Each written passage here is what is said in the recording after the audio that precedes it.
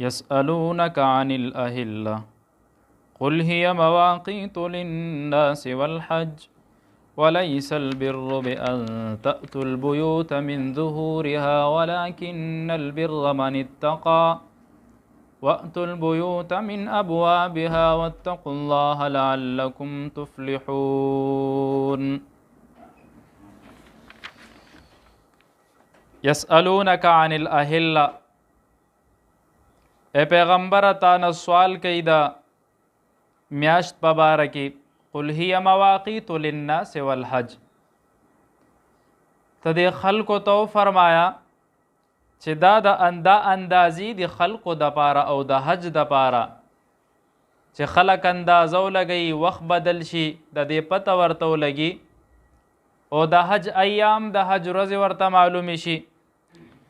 ولیس البر بان تأتوا البیوت من ظهورها، نیکی دانه ده چې تاسو په خپل کورونو شا طرف نه راځئ. ابتدا کې د خلکو پیغام وروړو نبی کریم صلی الله علیه و آله وسلم ته چې میاش ولې بدلیږي، دا میاش څنګه بدلیږي، تپوس یې ترې نه وکړو. نو نبی کریم صلی الله علیه و آله وسلم ورته ارشاد فرمایل، وی دا میاشتې چې بدلیږي وی په دې کې تاسو دپاره د وختونو اندازه ده، د حج ورځې معلومې شي، د حرمت میاشتې معلومې شي چې کمې ابتدا کې د حرمت ورځې وي چې په دې وخت به جنګونه نه کیږي، په دې کې قتال منع ده، هغوی به بیا هم په هغې کې جنګونه قتال شروع کو. نو الله د دې حکم نازل کو. یا به داسې کول چې د حج میاشت کې به جنگ راغو وي حج به رستو کو وي اوس به خپل جنګ کو بدل بوالو. نو رب کریم ورته وایي چې میاشتې په خپل ځای برقرار دی، دا بدلیږي را بدلیږي نه. یا به چې کله دی جاهلیت په دور کې احرام وتړلی شو د حج، نو خلک به چې یو ځل د کوره راووت نو بیا به کور ته په دروازه نه ننوته. دوی به وی چې په دروازه باندې تو کور ته ننوځې، نو وی دا ګناه ده، دا یو ځان نه یو عجیبه خبره جوړه کړې وه. کله به په دیوالونو باندې اوړېده، کله به شا طرف نه نورې لارې جوړې کړې، په هغې به تله کورونو ته. نو الله د دې حکم نه منې که، د دې کار نه یې منع که. لیس البر بان تأتوا البیوت من ظهورها، نیکي دا نه ده چې تاسو د کور په شا طرف باندې لاړ شئ، ولکن البر من اتقى، نیکی خو هغه ده چې ویریږئ مانه، پرهیزګاري ځان کې راولئ. واتوا البیوت من ابوابها، او راځئ دروازو کورونو ته خپلو دروازو طرف نه، کمې مخې دروازې دې په هغې باندې راځئ. واتقوا الله لعلکم تفلحون، د الله نه ویریږئ چې کامیاب شي. کله د بنده پړه کې د الله یره راشي نو دی کامیاب شو، او چې د الله یره پړه کې راغه د مخلوق یره ختمه شي. خو چې کله د انسان پړه کې د مخلوق یره پرته وي نو بیا به دی ټول عمر یریږي، همیشه به دی په یره کې پروت وي. وقاتلوا فی سبیل الله الذین یقاتلونکم ولا تعتدوا، او قتال وکئ، جنګ وکئ د الله په لاره کې، ولا تعتدوا، او د حد نه پې مه واروړئ. روایت کې راځي نبی کریم صلی الله علیه و آله وسلم یو ځل په جنګ کې یو ښځه وکته چې هغه ښځه قتل شوې ده، نو ډېر زیات خفه شو. د اسلام شعار وی دا نه دی، اسلام شعار دا دی چې په ماشوم په بوډا چې کم د جنگ تدبیر نه ورکوي ضعیف وي، ښځه چې په جنگ کې کار نه ساتي وي، دا مه وجنئ. اسلام دومره معتدل دین دی چې هغه د دې تعلیم ورکوي. حضور پاک پې ډېر خفه شوی، ان الله لا يحب المعتدین. الله تعالی وایي چې کم سړی د حد نه واوړي وي هغه زه نه خوښوم، بیا زما ناخوښه یي، زما بدې شي. وقتلوهم حیث ثقفتموهم، وی قتل کوي دا خلک چې چېرته تاسو دا ووینئ. واخرجوهم من حیث اخرجوکم، او چې څنګه تاسو ویستئ داسې تاسو کاږئ. والفتنة اشد من القتل، او فتنې نه مراد کفر دی، دا کفر وي د قتل نه زیات سخت دی. که یو انسان قتل شي د اسلام په حالت کې دا خو بختور دی، زه دین نصیب شو. خو که یو سړی په کفر کې ژوند تیر کو، په کفر کې لاړو، نو دنیا هم خراب آخرت هم خراب شو. ولا تقاتلوهم عند المسجد الحرام، او قتال او جنگ مکوئ په مسجد حرام کې. حتی یقاتلوکم فی، کله چې هغوی تاسو سره قتال وکړي بیا تاسو قتال وکئ. نبی کریم صلی الله علیه و آله وسلم په شپږمه هجره کې د عمرې اراده وکړه. کله چې را روان شو نو مکې والا ورته وی چې تاسو ایثار شئ نه به راځئ. صلح حدیبیې په مقام کې چې کوم ځای کې صلح شوې ده دا حدیبیې مقام دی. دلته کې ایثار که چې تاسو به عمره نه کوئ. صحابه ډېر زیات خپو معاهده وشوه په دې وخت کې. بل کال په اومه هجره کې نبی کریم صلی الله علیه و آله وسلم بیا خپلو ملګرو سره عمرې له را روان شو. صحابه کرام وی مونږ خو بلاړ شو که دی را سره جنګ وکړو څه به کوو نو الله حکم نازل که وی تاسو جنگ مه کوئ. که هغې جنگ شروع کو نو د جنگ جواب په جنگ کې ورکړي بیا ورسره جنگ وکئ.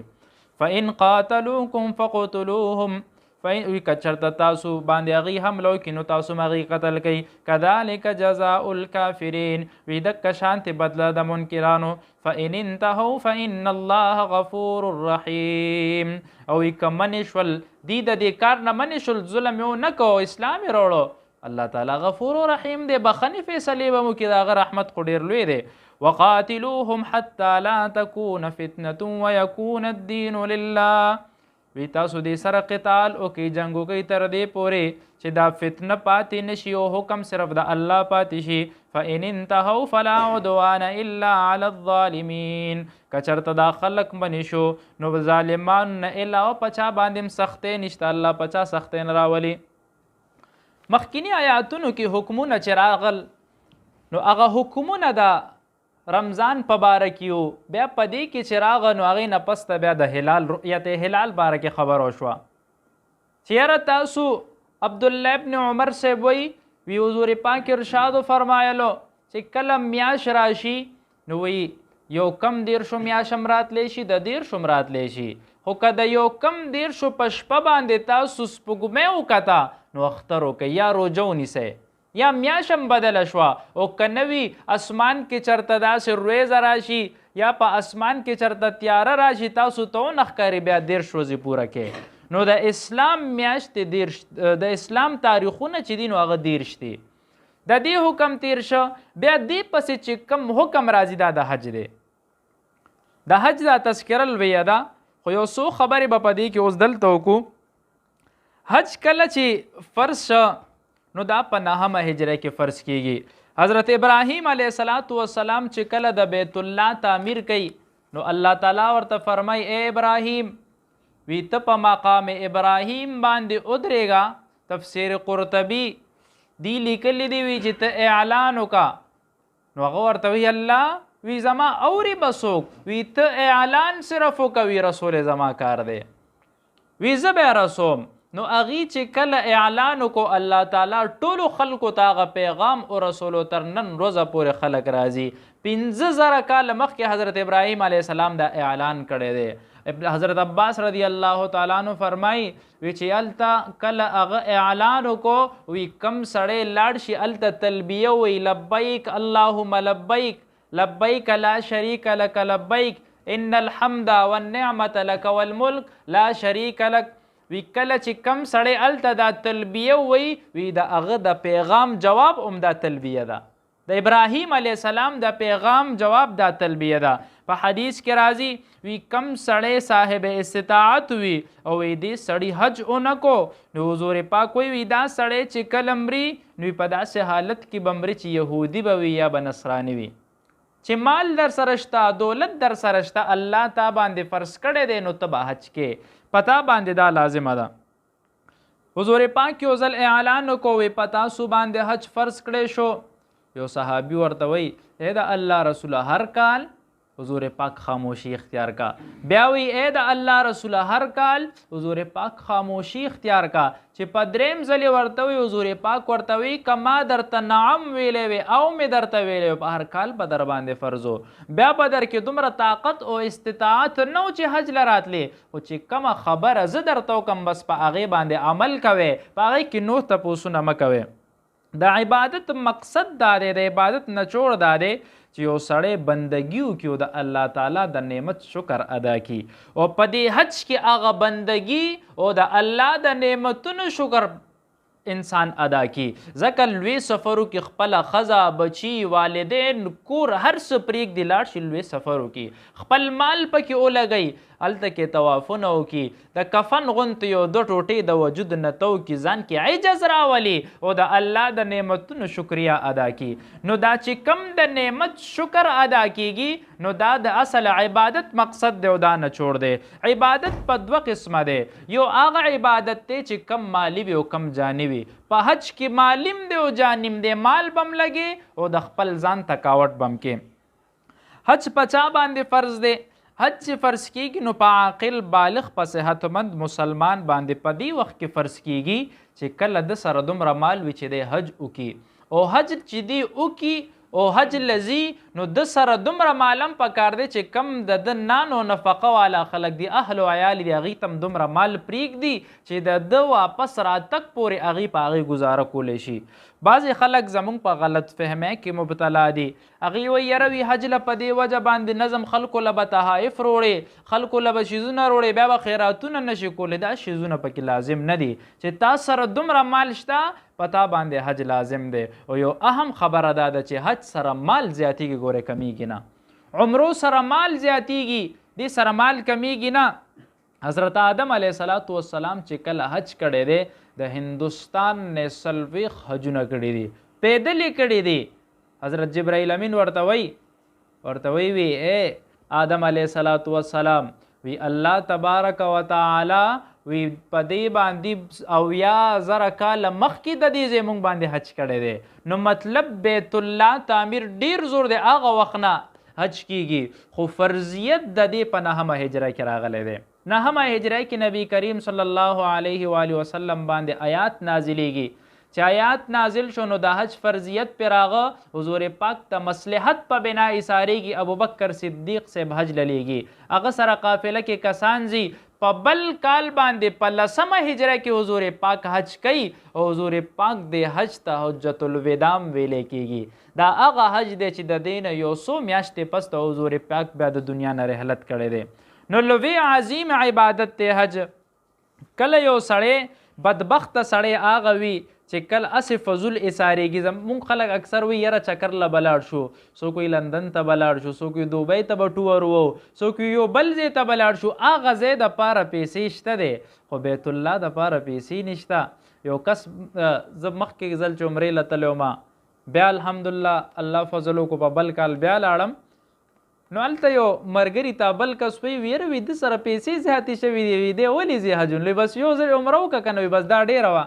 نو ډکې مې ویې ګوره د دې پړه کې الله د لندن او د امریکې محبت ایښی دی هغه به لندن ته ډېر تلو راتلو د هغه ځای نیشنلټي ورسره او مې د بیت الله تعظیم یې پکې نه دی ایښی ډېر خلک به داسې وګورئ چې هغوی سره دومره دولت به چې هر هفته به هغه حرم ته تلی شي خو الله یې نه غواړي یو کس باره کې مې اورېده هغه بیت الله شریف ته نه تلو بیت هلته کې کار له تلو نو نن به لاړ شم سبا به لاړ شم نو یو ځل مرګرو مجبوره کو مړه ته راغلی 12-14 کاله دوی شو تر اوسه حرم ته نه ننوتې دومره بدبختی وی زه لاړ به شو در سره نن وی د اخرنۍ لایټ لګوم په دې روډونو به یې دا لایټونه لګول سټریټ لایټې نو هلته کې خو مشینونه او دلته مو شته دی سړی پکې ودرېږي نو هغه اوچتېږي نو هغه چې اخرنۍ لایټ لګولو هلته نه راپرېوته دواړه خپې ماتې شوې علاج یې هلته نه کې د پاکستان ته یې راولېږه پاکستان کې علاج کامیاب نشو په خپو معذوره شو بیا پړه کې شوق پیدا شو چې حرم ته لاړ شم عمره وکم حج وکم چې څنګه ټیکټ اغستې دی جاز کې ناستې په جاز کې ترې نساوتې ده چې تا سره د بیت الله قدر نه د هغې تعظیم نه رب دې نه غواړي رب ته ستاسو ضرورت دی خپل در نه به دې بار وغورځئ نو هغه ټایم 12-14 کاله تېر که ورنه نه وته هم په هغه نږدو علاقو کې به پاتې کېده الله وی صبر وکړه چې ته نه راتلې عظمت دې نو چې زه دې بار وغورځوم مالک ابن دینار رحمه الله فرمایي دی وی یو ځل د کور نه څه ضرورت په بنا باندې رووتم یو معذوره سړی مې وکته وی هغه معذوره سړی چې ما وکته وي هغه سخته ګرمي او مخې تک سور دی او بس داسې را روان و چې سړی ځان پسې خپې راکاږي مخکې تله وی ما ورته وی ځوانه څه کې وی راته وی حج لزم وی ما ورته ډېر تږی شوې ارام به وکړې زما اجره کې کښېنه وی مالک ابن دینار وی ګوره زه معذور یم تا ته پته ده او زه نشم تللی سفر ډیر نشم کولی، پرېږده چې په مزه ځم، زه آرام نه کوم. او ورته سورلی به درله درکم. نو وی ما ته نیغ وکته، وی راته وی کم یو غلام چې د الله نافرمانه شي، کم یو غلام د خپل مالک نافرمانه شي باغی شي، نو هغه چې خپل مالک ته خپل سوال کې خپله ګناه پې معاف کوي، وی هغه به په سورلی ورځي که هغه به ځان په ځمکه راکاږي، مالک له به ورځي ځان کې به عجز راولي.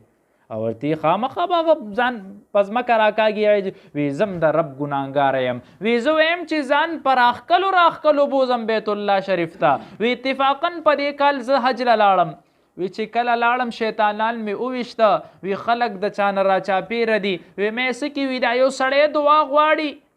او وی موږ د ده په دعا باندې آمین کو. وی چې لاړم هغه معذوره سړی هلته ناست و، څه دعا غواړي؟ وی الله وی راغم، وی ډېر زیات ګناهونه مې کړي دي، او وی حج مې وکړو، ارکان مې وکړو، حجر اسود مې ښکل کو، طوافونه مې وکړو، مینا مزدلفې ته راغم، شیاطین مې ویشته. وی الله وی د دې احرام نه علاوه د هیڅ مالک نه یم. وی خلک به لاړ شي قربانیانې به وکړي، خو وی ربه وی ما سره د قربانۍ استطاعت نشته، په قربانۍ کې ما قبوله کې زما قرباني واخلې. چې څنګه دا الفاظ وی هلته ترې نه څه ووته چې کله زړه کې عشق راشي بیا معذوره سړی هم نه ګوري، پیدت ځان پسې به خپل وجود راخو هغه سر ته بتله.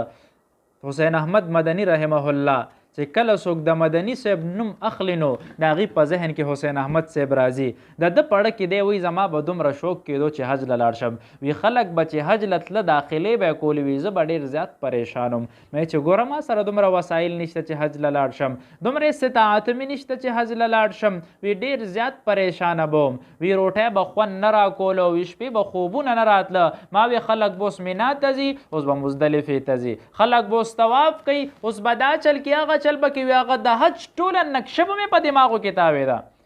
الله ته چې کله د ده د عشق قبول شو نو مدینه منوره کې 18 کاله د حدیثو درس کړی دی چې بیا ته حسین احمد مدني رحمه الله وایي.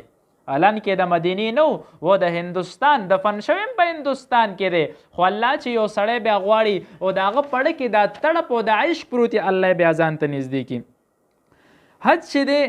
نو هغه فلفور په سړي باندې لازم دی. امام احمد بن حنبل رحمه الله وی چې کله یو سړی طاقت وي نو دله پکار دی چې دی حج وکړي. د عذر په بنا باندې حج چې دی نو هغه نه دی، عذر په بنا باندې تاخیر کولی شي، خو عذر دی چې یو سړی مریض وي، بیمار وي، څه تکلیف وي یا د دشمن خطر وي نو بیا عذر د وجې نه رستو کولی شي. خو که ته وایې چې یاره د بچو واده به کوم،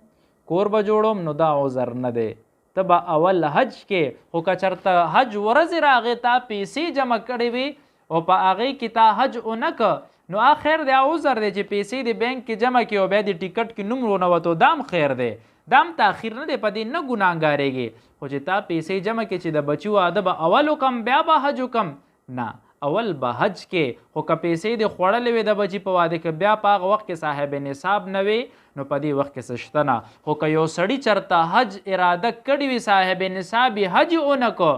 او دی په دې وخت کې وفات شو، بچو ته وصیت وکړو نو د مال په درېیمه حصه کې به دا بچي د نه حج کوي. که بچي نه کوي بل څوک دی واسطی، یا یو سړي نظر منلی وي او بچو ته وایي چې ما نظر منلی دی نو په درېیمه حصه مال کې دی به حج له څوکستی. درېیمه حصه مال داسې چې یو سړي 13 لکه روپۍ پرېښي دی، اوس په 10 لکه روپۍ حج دی نو دا 10 لکه روپۍ به د حج دپاره ورکړي. دا مسله ده، مونږ خلک سره ډېر مال وي، مونږ د دې ارادې نه کوو، هسې چکرونو ته خوشحالېږو خو بیت الله شریف ته نه ځو. حج او عمره، نفلی حج او عمره د دین افضل دا ده چې د خپلو رشتهدارو او د خپلو اقربو خلکو نانو نفقت وکړي. مونږ اکثر خلک داسې کوو چې د چا نانو نفقه د رشتهدارو اقربو را باندې لازمي. حج صرف یو ځل فرض دی، یو ځل وشو، عمره یو ځل چې دی نو هغه سنت مؤکده ده. که بیا دوباره ته کې نو د خپل اهل و عیال چې د چا تا سره مال دولت تړلی شوی وي هغې له به مال دولت ورکې، بیا حج عمرې له تک ضرورت نشته. که هغې دې پوره که بیا در سره اضافي پیسې شته بیا لاړ شه. خو مونږ خلک خو دې فیشن جوړو، څوک وایي چې څوک راته حاجي صاحب وایي، څوک وایي چې یاره د عمرې نه راغلی دی، د دې نوم دپاره مونږ بیا بار بار څوک وایي چې یاره الحاج راته خلک وایي چې یاره 11-12 حجونه په قطار باندې کړي دي او کور کې بیا د نان نفقې هغه اهمیت به نه خلکو له به خپله نان نفقه نه ورکړي اقارب اقربا رشتهدار غریبانان مسکینان به په مالت کلي کې وي رشتهدارو کې به هغې به ناهر وي هغې له به څه نه ورکوي مالک ابن عبدالله ابن مبارک رحمه الله فرمایي وی یو ځل وی حج له روانم وی رور را سره دی وی په دې وخت کې مې چې کله وکته رور مې ناست دی را سره نو یو ماشوم مې وکتو د ډیران نه مرداره چرګه راواغېسته وتښتېده ما وی چې دې څه کوي وی ورپسې ورغم وی ماشوم مې چې وکته وی کور ته ننوته وی مې بچې په دې څه کې وی راته وی دا مې دې دپاره راوړه وی مونږ د 4-5 ورځو وږي وی اسمې په کور کې نشته وی مونږ وی خیر د اضطراري حالت دی په دې وخت کې دا مرداره خوړی شي نو وی مونږ به دا وخورو هغوی په سترګو کې اوښکې راغی په ژړا شه وی د حج اراده مې کینسل کوي هغه ټولې پیسې مې راواغېستې وي دې ماشوم له مې ورکې سلمان ابن ربیعه دی فرمایي وی زه حج له تلم ملګري را سره وی په کوفه کې مونږ پړاو واچولو نو وی څه ضرورت دپاره بهر راووتم وی کله مې چې وکته نو وی هلته کې مې یو زنانه وکته وی په ډیران باندې خچر پروت وی مردارو وی دا د دې نه غوښې کټکۍ او ټوکری ده ورسره په هغې کې دا غوښې اچوي نو وی ما وی که چېرته دا ښځه دا پخوي او په خلکو کې خرڅوي وی زما ذهن کې دا خبره راغه بعضې وخت کې خلک داسې کوي چې یاره دا اکثریت د خلک دلته زمونږ په دې ښارونو کې مې ویني چې یاره وی مرداره غوښه پخ کړې ده یا دا شیزونه نو زما ذهن کې دا خبره راغه وی زه ور مخکې شوم وی ما کته چې دا ښځه چېرته ځي وی دا لاړه یو دروازې ته ودرېده دروازې وواله چې دروازې وواله وی 3 جینکۍ راووتې دې دروازه کولو کا وی زه ورنږدې شوم وی هغه دروازې په چوندې کې ما ته ښکارېده وی دې ښځې هغې ته وی چې ځان له پخه کوي او وی ما ته د دې په شکلونو کې هغه پریشاني او خفګان ښکاره شو مصیبت ښکاره شو چېرې دا خو په مصیبت کې دي وی کټوی چې پخه کوي چې څنګه خوړه وی ما ورته آواز وکړو چې مه خوره حرام ده صرف یهودیان وی چې حلال ده نور په هر یو مذهب دا خوراک حرام دی ځکه مرداره ده وی ته څوک چې مونږ ته آواز کې وی ما ورته زه یو مسافر یم زه په دې لاره باندې تېرېدم وی څه دې نوم دی مې سلمان بن ربیعه مې نوم دی وی ورته دا مه خورئ وی مونږ دا نه ویل چې مونږ دا وخورو خو وی مونږ د 5 ورځو نهر یو وی څه مو نه دي خوړلي وی زه د پیغمبر نوسی یم سیدان یو مونږه وی خاوند مې چې کم مال پرېښی دی وی هغه مال ختم شو وی نور نه و را سره وی ډېر پریشانه و نو وی مونږ وی چې خیر دی د خپل ځان مړولو دپاره به څه ناسو وخورو وی اضطراري حالت کې په داسې حالت کې دا ته خوړی شي نو هغه لاړو منډی که ملګرو ته وی ماله مال راکوي وی 600 دیناره مې جمع کړی وی یو راته وی چې حج ته وکړي ټول ګناهونه به دې معاف شي حج نه چې راشي الله به نور هر څه زیات درکړي د حج دا فضیلت دی دا فضیلت دی وی زه مخکې حج له تلم وی مې هېڅ نه منم پیسې راکوي وی 600 دیناره مې د ملګرو نه واغېسته وی کله چې را روان شمه وی راغم د 100 دینارو مې اوړه واغېسته د 100 دینارو مې جامې واغېستې او په هغې کې مې هغه 400 دیناره پټ که د خلکو له مې ورکه نو هغه ښځه راته وی ای سلمان ابن ربیعه وی الله تعالی د حجیانو ثواب درکا الله دې ټول ګناهونه معاف کا او وی الله درته هر کال حج نصیب کا وی الله د دې مال په دولت تعالی ډیر شی مال درکا وی غیره ته دعا وکا دې جنکو مره ته دعا وکا وی کله چې د حج نه خلک واپس راتلو وی ما سره نور مال نو ټول مې دی له ورکوي کوفه کې پاتې شوم وی ما وی د ملګرو استقبال له به ورشي چې څنګه مونږ حجیانو صاحبان له ورشو چې یاره د ګناه نه پاک شوي دي راغلي دي دعا راته وکړئ چې الله دې مونږ هم بوتلی کړي د هر یو مسلمان پړه دا خواهش پروت نو هغې ته مې وی دعا راته وکړي یو ملګري ته مې وی چې دعا راته وکړه بیا راته وی په ارام کې نه مونږ درته ولې دعا وکړو وی ته مونږ سره په مینا مزدلفه کې نه وي وی تا غزان تم دعاګانې کړي دي حلقه به دې ولګوله مونږ ته به دې هم دعاګانې کولې وی زه حیران شوم چې څنګه چللی وی لږ بل ملګري له لاړم وی هغه ته مې وی چې دعا راته وکړه راته وی ته څه ځان پټې مړه وی په مدینه منوره کې چې په باب السلام را ننوتو او وی په هلته مونږ سلام وکړو او وی په باب جبرائیل چې څنګه مونږ راووتو وی تا ماله دا تیلی راکه او وی دا تیلی دی چې کله ماله راکه وی تا ما ته وی چې دا به په خپل ځای کې بیا راله راکوي دا امانت ما ځان سره ایښی و په هغې باندې یو مهر لګېدلی و په هغې لیکل شوي نو وی هغه مهر چې کله وی ما وکته نو په هغې باندې دا لیکلی شوي وي چې کم سړی مونږ له راکړي د هغې بدله مونږ بهتره ورکوو وی زه پریشانه شوم راغمه وی مې چې دا تیلی مې وی کلو نه کمې چې دا خلک سوي په خبرو یې نه پوهېدم وی راغم په دې سوچ او فکر کې سملاستم وی د دواړو جهانو سردار مې په خوب کې وکته وی ما په سلام واچولو وی هغې زما سلام واغسته وی راته وی ولې پریشانه وی ما ورته وی چې داسې ماجره را سره شوې د حج له نیم تلې خلک مال الټو مبارکیانې راکړي چې دعا له ورشم وی کم سړی چې مونږ سره ښه کوي وی الله د هغه اجر هغې له ورکوي وی کله چې تا زما خاندان والا سره ښېګڼه وکړه د هغې حالت دې د لوږې وکته نو وی ستا دا پیغام ما ته راورسېده وی ما الله نه سوال وکړو الله دله د دې بهترینې بدلې ورکړي حضور پاک وی چې کله مې سوال وکړو وی په هغه وخت باندې الله ستا په شکل کې یو فرشته پیدا کړه او وی هغې حج وکړو او وی تر قیامته پورې به هغه ستا دپاره حج کوي او د هغې اجر به تا ته ملاویږي او وی تا 600 دیناره ورکړي وی د 600 دینارو په بدله کې چې هغه د چاندې وي وی 600 د سرو دینار هم تا ته واپس کوي زه وی خپل مال هم شو وی ګټې کوه وګوره څومره لویه فایده شوه نو حج یو ځل فرض دی بیا که چېرته د سرع استطاعت برابر وي نورو سره ښېګڼه هم کوي او بیا ځینو بیا خیر دی بابا محترمو حج په حلال مال باندې کول پکار دی په حرامو مال باندې حج کول مقبول نه دی امام شافعي رحمه الله فرمایي وي کم یو سړی مال مشتبه وي شک وي پکې چې حلال به وي که حرام به وي وی دی د چا نه قرض واخلي په هغه مال باندې د حج وکړي او بیا د هغه له قرض ورکړي خو په حرام مال باندې حج مقبول نه دی یو ځل حضرت شفیع رحمه الله د یو ځل لاړو یو حلقه لګېدلې وه په هغه حلقه کې کېناستو خلکو ته وی څوک دی هغې ورته چې ابو هریره رضی الله تعالی عنه دی دا حضرت شفیعي د مفتی شفیع صاحب نه یادوم حضرت شفیع دا بل یو تابعي دی د چې کله دا وکته د ډېر شی صحابه کتلی دي نو لاړو هغه ته وی ای ابو هریره صاحب وی ته به ما ته هغه حدیث وی چې کم تا د حضور پاک نه خپله اورېدلی وي او صرف تا ترې نه اورېدلی او ابو هریره صاحب ورته وی ما د حضور پاک نه یو حدیث اورېدلی دی په هغه وخت کې نور څوک نه و صرف زه حضور پاک و وی دا خبره وکړه ابو هریره صاحب بېهوشه شو راپرېوته وی 3 ځلې داسې حرکت وکړو بېهوشه شو ابو هریره صاحب وی چې کله په هوش کې راځي وی راته وی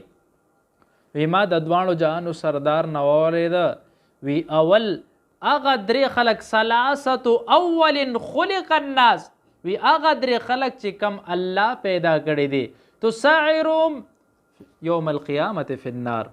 وی دی به الله اول په جهنم کې غورځوي وی مې څوک دی ای د الله رسوله دا څوک دی وی اولنی قاري وی قاري ته به وی چې په دنیا کې مې څه نعمت در کړی وی الله وی د قرآن عظیم نعمت دې را کړی او هغه قرآن دې را کړی چې کم تا په خپل پیغمبر نازل کړی دی او ما به د هغې قرات کولو د دې د وجې نه چې ته پرې راضي شه ورته وی کذبته وی چې څنګه الله په ده چغه وی چې کذبته وي ټولې فرشتې به په یو ځای چغه وي دی به ویریږي رب په ده باندې راشي ټول ورته په یو ځای وایي چې ته دروغجنې تا دې دپاره ویل چې خلک راته په دنیا کې قاري وایي خلک د دې قاري د وجې نه زما عزت کوي خلک د دې قرآن د وجې نه زما مالی ضروریات پوره کوي او دنیاوي ضروریات پوره کوي وی غورځوی جهنم ته وی بل څه اورېدلي دویم مې هغه سړی اورېدلی چې کم مالداره سړی الله به ترې تپوس کوي مال مې در کړی حجونه دې کړي دي عمرې دې کړي دي مالدار وی غریبانانو سره دې مرستې کړي دي تا څه کړي دي نور وی الله صله رحمي مې به مال کړې ده وی غریبانان مې ماړه کړي دي وی څه دپاره الله ستا رضا دپاره وی ده باندې به هم الله او فرشتې په یو ځای چغه وي چې کذبته ته دروغجنې دروغ دې ویلي دي او ورته وی تا دې دپاره چې خلک راته سخي ووایي خلک راته مالدار ووایي وی رب به ورته وی غورځوی جهنم ته وی دریم کس چې راشي شهید به وي څه دې کړي دي رب خپل ځان مې قربان کړی دی د دین د لویوالي دپاره چې زما اسلام په بلندی باندې شي او زما اسلام ته نقصان نه رسي خپل وینې مې قربانې کړې دي. چپ شه دروغجنه، کذبته دروغ دې ووې، صرف دې دپاره تا ویلي دي چې یاره ما ته د خلک مجاهد وایي، ما ته د خلک شهید وایي، صرف نوم دپاره تا دا کړی دي، جهنم ته وغورځوه. شفیع رحمه الله دی وایي وی زه لاړم معاویه صاحب ته مې وایي وی حضرت معاویه رضی الله تعالی عنه په دې وخت کې په جړا شو. وی هغه راته وایي وی واقعي خبره ده وی چې د دې خلکو چې په دنیا کې ځانونه هلاک کړي دي، چا په قرآن ټول عمر لګولی دی، چا خپل ژوند په شهادت کې وبیله، چا خپل مال خپل عزت خپل هر څه د خلکو په خدمت کې وبیله. وی چې د دې دا حل دی د نورو خلکو به سهلي، زمونږ د عام مسلمانانو به سهلي چې مونږ یاره مات ګوډ عبادت، څوک قارم نه دی، څوک مجاهد هم نه دی، څوک شهید هم نه دی، څوک مال هم نه خرچ کوي، او بیا هم دومره ویل وی دعوې کوم چې زه جنتي یم، د جنت ټکټ په ما سره زمونږ به څه حالت وي. رب په قرآن کې رښتیا فرمایي، الله تعالی فرمایي وی کم سړي په دنیا کې د دنیا زینت غواړي نو وی دی نوفا الیهم اجورهم وی پورا بدله به دی له زه ورکم، وی په آخرت کې به د دې څه حصه نه، آخرت کې به بالکل خالی ناستی. الله وی صحیح سبه پدې کې نه. نو کم سړی باندې چې حج فرض دی نو د باندې نه لټي پکار دی حج دیو کی، او کم سړی چې حج لا نفلی حج کوي نو کده د نانو نفاقه غربت ماشومان غربت ختمي یا سنور سو ضرورت په پوره کېږي د نورو خلکو هغه دې پوره کې د تلک ضرورت نشته. مخکې هفته کې به انشاءالله بیا نور د حج خبرو وکړو. واخر دعوانا الحمدلله رب العالمین. په التحیاتو کې ګوته اوچتول ابو حمید رضی الله تعالی عنہ د حضور پاک نه روایت نقل کړی دی. د حضور پاک د منځ حلیه بیانولوي نبی کریم صلی الله علیه و آله وسلم چې کله په تحیاتو باندې کېناسته وی یو خپې ملاسته او بل خپې اوچته کا او وی د هغې دا ګوتې قبلې طرف ته سیده کې. نو بیا نبی کریم صلی الله علیه و آله وسلم په هغه کې تشهد ګوته اوچته کړې ده. نو دا سنت ثابت دي، دا زموږ په فقهي کتابونو کې په حدیثو کتابونو کې شته. په میقات کې چې کله مکروه وختي او سړی احرام وتړي په دې وخت کې دی به نوافل کوي، نو په مکروه وخت کې نوافل نشته، نشي کولی خیر همداسې عمره وکړه. دا نوافل کول نفل دي چې کم د احرام نه پسته سړی کی کوز دیونه که خیر دی بعد کې بیا وکړه. عقیقي غوښه خوړی شو، کور والا خلک یې خوړی شي، بالکل یې خوړی شي. او عقیقه کې د قربانۍ کې د عقیقي حصہ بالکل که یو سړی په هغه وخت کې استطاعت نه نو د قربانۍ څاروی چې واري نو په هغې کې د یو حصہ د عقیقي هم وکړي نو دا هم ورسره کېږي، جایز دی. کم رکعتونه چې ډک دي، کم رکعتونه چې تش وي هغه ډک ویل دی سره سجده سهوه راځي. ګوره دا چې کم رکعتونه تشتی مطلب په هغې کې صورت فاتحې سره صورت ملاول نه دی پکار، نو دا یو سنت طریقه ده چې نه دی ملاول پکار، واجب نه ده. ټیک شوه، په واجبو باندې سجده سهوه راځي، په سنتو سجده سهوه نه راځي. که چېرته په غلطۍ کې تا دا تش رکعتونه ډک وویل نو مونځ دی وشو، سجده سهوه در باندې نشته. ښه زما روندار د رور مې وفات شوی دی، هغه د حق مهر مطالبه مونږ نه کوي. ښځه د حق مهر مطالبه صرف خاوند نه کولی شي، د نور چا نه نشي کولی. که سخرې وي لیورې وي هغې نه مطالبه نشي کولی. که خاوند درکړی د ټیک ده، که خاوند نه درکړی هغه وفات شوی دی نو بس خبره ختمه شوه. صدقې فطر نه ده ادا کړې نو هغه د اختر نه بعد ادا کولی شي، بالکل ادا کولی شي، خو د هغې اجر د مونځ نه مخکې ډیر وي، د اختر مونځ نه مخکې. که بعد کې د ادا که ذمه د فارغه شوه خو اجر پیله ډیر وي. صدق الله العظیم. یو اهم خبره مې بله کوله، سبا زمونږ کانفرنس دی د تحفظ قرآن کمیټۍ کې. تاسو ډېر ملګرو ته اکثر پته هم ده چې تحفظ قرآن کمیټۍ کې مونږ یو خدمت کوي زمونږ دا ملګري، د قرآن مقدس اوراقو خدمت مونږ کوو. کم ځای کې پروت دا ډېر لوی خدمت دی. چا په اخبارونو کې د الله نوم وغورځو، څوک چې دی ګایډونه پاکټونه والي پرچې ورکړي هغه په ډیراونو باندې وغورځي. تر دې پورې ما سره باقاعده ثبوتونه شته، ما سره لاندې USB پرته ده، په هغې کې ټولې ویډیوګانې شته مونږ چې کمې کړي دي. مونږ دومره هم کتلي دي چې په ډیرانونو باندې مونږ د قرآن مجید پاڼې راوچتې کړي دي، په هغې خلکو ډکې متیازې کړي دي، مونږ سره ثبوتونه پراته دي. بعضې خلکو خو داسې هم کړي دي چې سمندرونو ته وغورځوي هغې نه چې راوالي هغه چړا شو چې په هغې باندې دا بول براس پراته وي. نو زمونږ د کمیټې طریقه کار دا دی چې قرآن مجیدونه د خلکو د کورونو نه یا کم ځای مساجدو نه اوچت کو نو هغې له قسطه کفن ورکړی شي او هغه بیا موږ دفن کوو. نو په دې کې سبا زمونږ په دې چې کم کبوتر چوک دی د لذاک روډ کې دلته یو مسجد دی نو 3 بجې هلته کې کانفرنس دی. نو کم ملګري دا زمونږ سره چې کم ملګري تړلی شوي دي خو به خامخا راځي چې کم دا خدمت را سره کوي او نور ملګري هم که راتلی شي نو بهتره خبره ده لوی خدمت ته چې پکې شامل شو. صحیح ده که نه جي؟ امین. الحمدلله رب العالمین.